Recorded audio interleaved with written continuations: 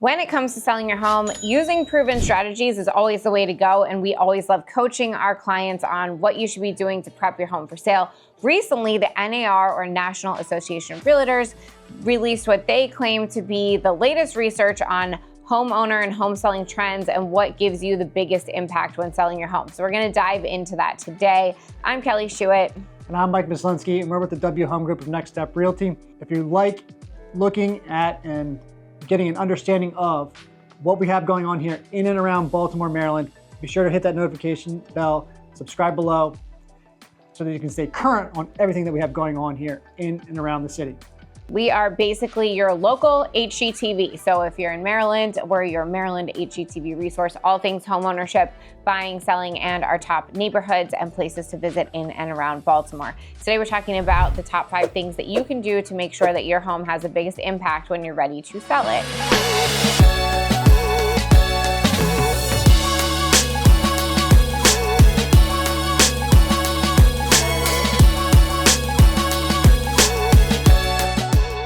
So the first thing we want to talk about is the pricing strategy. Now, everybody thinks that, the price of the home is what the value of the home is. Whereas some people may think that as if you're going to sell your home, but in reality, it's a marketing tool. So the idea is to be strategic on how you price your home. So that lends to write exactly what the National Association of Realtors has found. And they found that when listing your home, it's going to sit on the market for roughly about 3 weeks. And that's a national number, 3 weeks. So they're saying if for the houses that sold at or above list price, meaning it was priced correctly, those houses, or at least buyers agreed that they were willing to pay the price that you had it listed for, that home is off the market in 3 weeks. Things that sold for under list price, meaning it was probably priced high, those sat much longer according to this research. They also said that homes priced slightly below round numbers, like $299 versus $300, performed better than houses priced at a round number like $300. So some of this is art, some of this is science. The value of that home is obviously $300,000, but the psychology of the buyer profile that's looking at that home might feel a little bit better putting a 2 in front of it instead of a 3, when really it's the same number. When those homes are sitting on the market, those ones that we talked about that maybe you can get a price reduction, it's typically because they're priced at what the aspirational number for the home is. So if you're a seller and you think your home is worth $550, well, that's not necessarily what you want to do in terms of pricing it at that number. You probably want to price it a little bit lower or somewhere in between based on the comparables so that you can actually get up to that number. You never want to put your home right at the most that it could possibly fetch. And the good news about comps is they don't lie. They tell a story in every single neighborhood with every single house. Even if you say, Kelly, Mike, my house is so unique, there's nothing like it. There's always a comp, there's always a story, and there's always a pricing strategy available to you. Next is photography. And obviously, you can't buy a home if you can't see the home. So having a professional photographer take photos of your home is going to help your home sell for more than it otherwise would. 95% of people are starting their search online. They want to see the best pictures, they want to like it, they want to share it, they want to send it to their mother. And if you don't have the best pictures, they are going to keep scrolling past it. If you've ever been involved with online dating, this is the exact same concept. You're never going to get the date if you don't look good in the picture. So we do an exceptional job of showcasing your house to make sure that it shows extremely well on all of these platforms and people want to see it in person. Getting them out to actually see it in person is the most important thing that your digital strategy can provide for potential buyers. Think about when you're online and you're looking at homes. Have you ever come across a home where it's obvious that the person has taken the photos with their cell phone and they're off-centered, the lighting is bad, you can't see the entire room, it looks horrible, and you scroll past that, but think about that if you were doing that for your own home.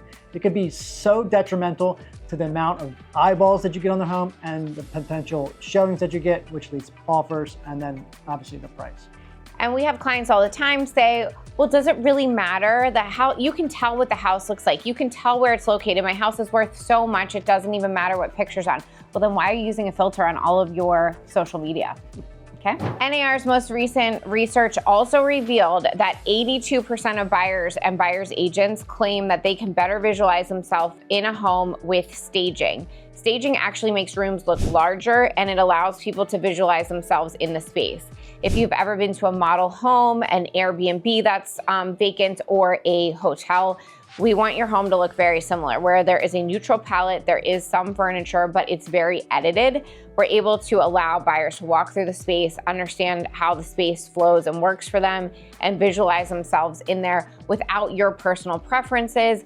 And also, guys, it's a safety issue. When there's pictures and photos and mementos and a lot of identifying characteristics in your home, those pictures are all over the internet where people are searching. So if you have kids, even if you just live in the home, it's really not a safe practice to have all of your personal mementos and family photos out and about, because they will be broadcasted everywhere. So there's also a new thing that you may have seen, you may not have seen yet, but there is such thing as a virtual staging option.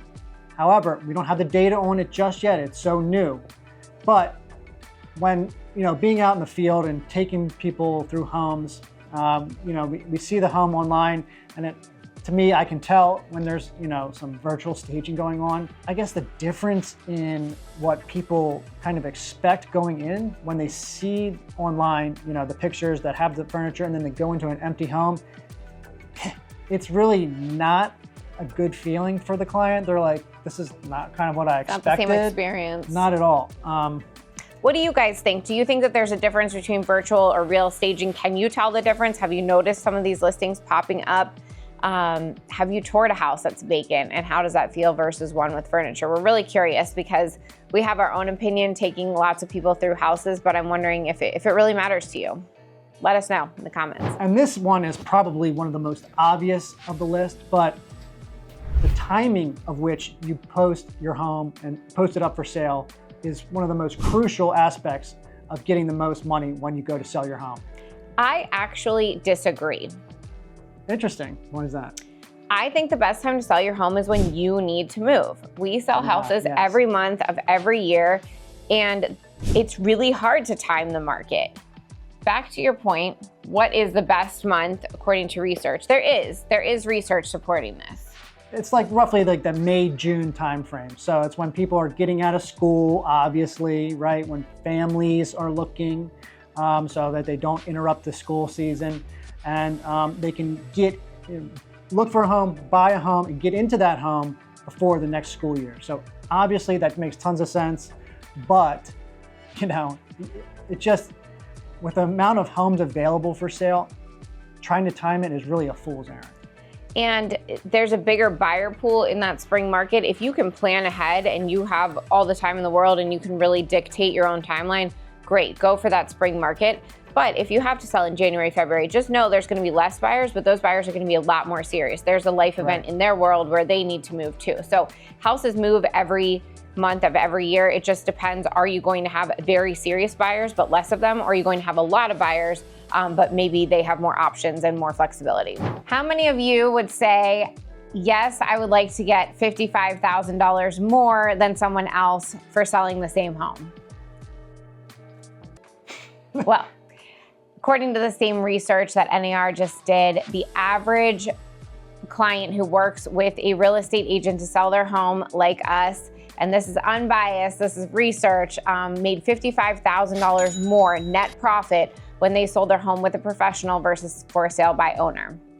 We're not talking the actual price, we're talking how much did they walk away with at the end of the day, after they pay the commission, after they pay everything, $55,000 more than the same house listed for sale by owner. It seems like simple math to me. I mean, plus this doesn't account for all the time, energy, conversations, stress that when you go to sell your home by yourself, that you have to deal with. That's what we do. For some sick reason, we love dealing with all this stress. We're like logistics coordinators most of our days. But the crazy thing about this research is it said the average home that sold with a real estate professional was $450,000. Without, it was $388,000. That's just the average price. And only 6% of people were selling for sale by owner. So it's a small percentage of people who do go at it alone. And the numbers do show that they are not as successful. So that's just it's like any profession. If you're on our YouTube channel, you're probably really interested in the real estate space, and we will give you all the tools that you would possibly need to be able to do as much as you can on your own. But just like a lot of other professional services, there's a reason why you hire a car mechanic, somebody to do your hair, somebody to do your nails, a doctor, somebody to file your taxes perhaps. So there's a reason to hire these professionals, and it's because of the quality and the outcome that you're going to potentially have. So if you're thinking about moving and you want to know what that number is based on comps, based on our experience, based on what we think the market would dictate for your home, shoot us a message with your address. We can quickly give you a valid assessment of your home without seeing it in person. Or if you want to invite us out, that's even better. We can really get to a specific number for you. Obviously, we're doing this all day, every day, and we're going to make this a little bit better than you would if just going online and seeing your Zestimate or your home value online. But obviously, the best case scenario would be for us to come out, get an understanding of what makes your property very unique, because every property has something that makes it unique. So we can give you the true value of what you could possibly see on the open market. And you can also shoot us a message with, here's my address and here's my make me move number. Could you sell my house for $1 million? I would move. We'll tell you yes or no. It's a really fun game that we like to play. And if you're not too careful, we might sell your house out from under you. That's right. Thanks for joining us. We love talking all things real estate, especially research and all of the data that helps us do our jobs every day. If there's other things you want us to dive into, please let us know in the comments. If you think somebody would find value in this, please send it to them. We'd love to chat.